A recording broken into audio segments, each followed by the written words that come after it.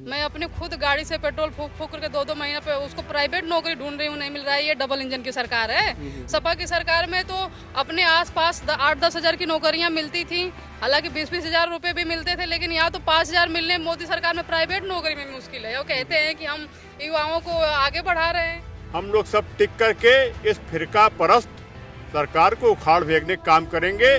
अखिलेश जी ने नारा दिया है, 80 हराओ भाजपा हटाओ।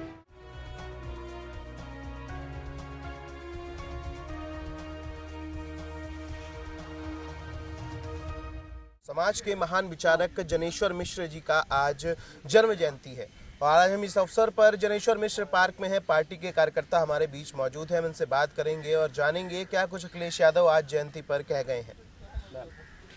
जी, आज हम लोगों के लिए एक बहुत बड़ा दिन है। समाज के लिए अपने मन में दर्द लेने वाले, विचार रखने वाले माननीय आदरणीय जनेश्वर मिश्र जी की आज जयंती है और उस पर यहाँ पे सभी कार्यकर्ता और हमारे राष्ट्रीय अध्यक्ष अखिलेश यादव जी यहाँ पर मौजूद रहे और उन्होंने लोगों को ये उपदेश दिया कि हम लोगों को इस जयंती पर फिर से एक बार अपने अंदर पुनः निश्चय लेना चाहिए कि जिस प्रकार माननीय जनेश्वर मिश्र जी विचार रखते थे समाज को लेकर के, हम लोगों को उसी विचारधारा को आगे बढ़ाते हुए अपने कदम को बढ़ाते चले जाना है और हम लोगों को जोड़ने का काम करेंगे इसी विचार से कि हम किसी तरीके से बुराई पर अच्छाई की विजय को ला सकें। और भी लोग हमारे साथ हैं और भी कार्यकर्ता हैं, उनसे भी हम बात करेंगे। मैम, क्या लगता है 2024 में अब सपा का किस तरह से कार्य रहेगा?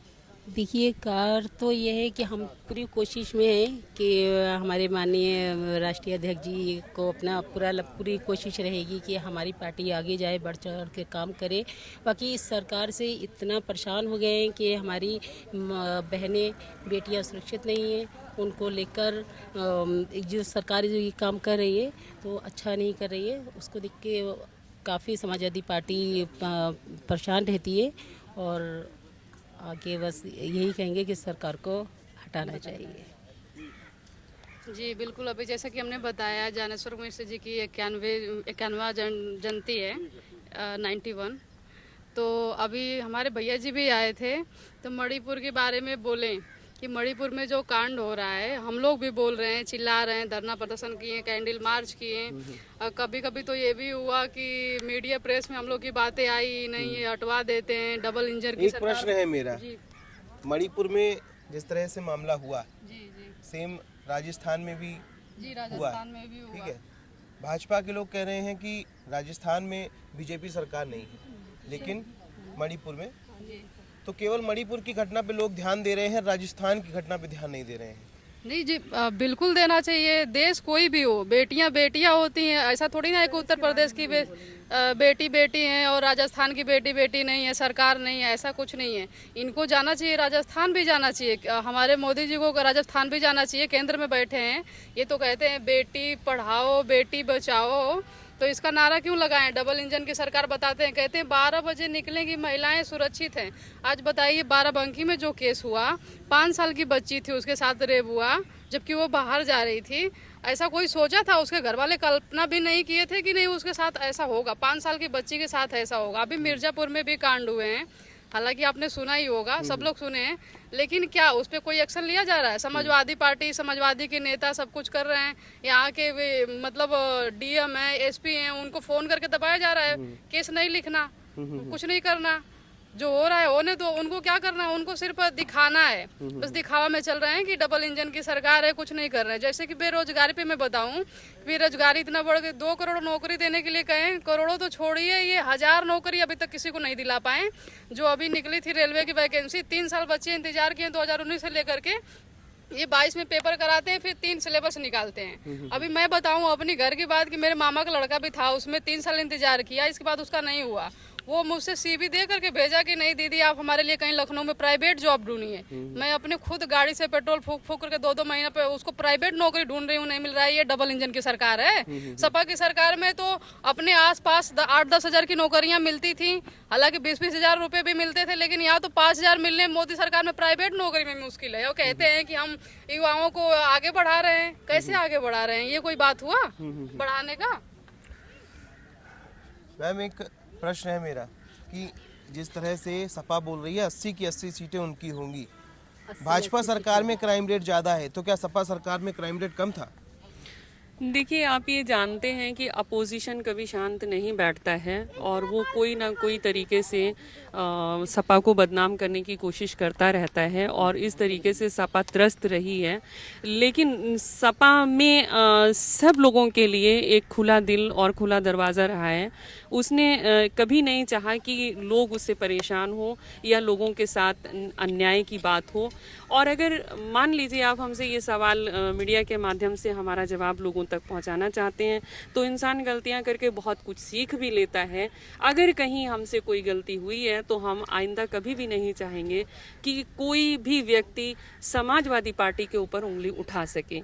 और आप ये देख लीजिए कि हद होती है जब हम किसी दंगे की या किसी महिला की बात करते हैं तो कहीं ना कहीं हमारे बीच में एक नया इशू लाके खड़ा कर दिया जाता है।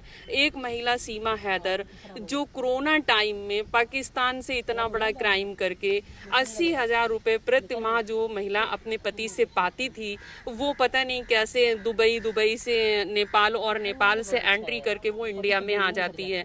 और हमारी ईडी, हमारा रा या जो भी है हमारी जो सिक्योरिटीज़ एजेंसियां हैं, वो आज तक उसे नहीं ढूंढ पाई। लेकिन जहां महिलाओं के लिए बात आ जाती है, जहां हम मुद्दों की बात करने लगते हैं, वहां कभी सीमा हैदर सामने आ जाती हैं। अभी देखिए ट्रेन के अंदर एक आदमी जो है वर्दी पहन करके 4 लोगों को मौत के घाट उतार देता है और उसके ऑफिसर जिम्मेदार लोग कह रहे हैं कि वो मानसिक रोग से बीमार है। एक मानसिक रोग बीमार को उस रोगी को यूनिफॉर्म क्यों दिया गया, उसके हाथ में गन क्यों दी गई? एक पागल तो ईंटे से लोगों पे वार कर देता है, ना कि एक पागल को आपने गन पकड़ा करके पूरे देश के लोगों को असुरक्षित कर दिया। वो जिसे चाहेगा ठोक देगा।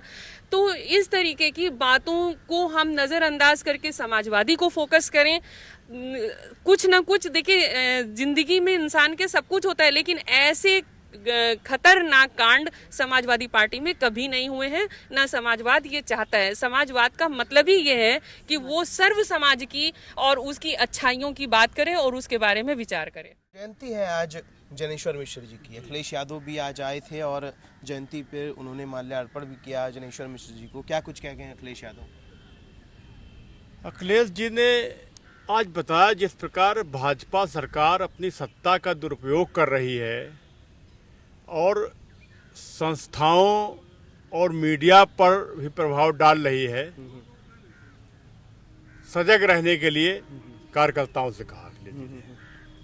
एक प्रश्न मेरा आपसे कि जिस तरह से पार्टी कह रही है कि हम 80 की 80 सीटें पूरी जीतेंगे और पार्टी से लोग निकल के भाजपा का दामन थाम रहे हैं, तो क्या लगता है पार्टी पूरी 80 की 80 सीटें जीत पाएगी या कुछ कमी रहेगी इसमें?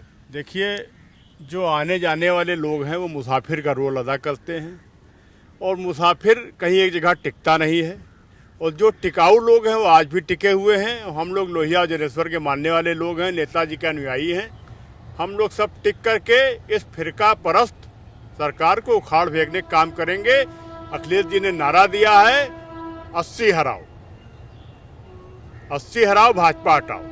ये तो क्या लगता है भाजपा के हटने के बाद, अगर भाजपा हटती है तो कौन सा एक दल होगा या कौन सा एक वो नेता होगा जो प्रधानमंत्री के रूप में देश में बैठेगा? ये हम लोग आपस में मिलकर के तय कर लेंगे। हमारा इंडिया नाम का एक गठबंधन बना है, ये हमारे वरिष्ठ नेतागण आपस में बैठेंगे और इसको तय करेंगे कौन प्रधानमंत्री का चेहरा हो। जनेश्वर मिश्र जी की आज जयंती है, अखिलेश यादव द्वारा क्या कुछ कहा गया है जयंती पर? कहने का कुल जो उद्देश्य है कि समाजवादी पार्टी संगठित होकर के इनके विचारों पर चले और आने वाले समय में जिस तरीके से जो वातावरण राजनीतिक बन रहा है उससे संकल्पित होकर के चुनाव की तैयारी करें। अब 80 की 80 सीट जीतने के लिए दावा कर रहे हैं अखिलेश यादव, कैसे जीतेंगे? कुछ स्ट्रेटजी बनाई हुई है? हमारा संगठन इतना मजबूत है और समर्पित जिस तरीके से कार्यकर्ता जो हैं उस तरीके से हम पूरा कामयाब होंगे और जो भी रणनीति बनाई जाएगी उस पर कार्यकर्ता करने के लिए पूरा अडामेंट है। तो भैया सपा के लोगों का साफ तौर पर कहना ये है कि जो भी हमसे गलतियां हुई हैं वो गलतियां अब हम दोबारा नहीं करेंगे और जो भी चीज़ें हमारी थी उनको अब हम संभाल के रखेंगे और 80 की 80 सीटें जो भी प्रदेश की हैं वो हम पूरी की पूरी जीत कर दिखाएंगे। राजधानी लखनऊ से वीडियो जर्नलिस्ट सूरज के साथ स्पर्श गुप्ता, TV 24।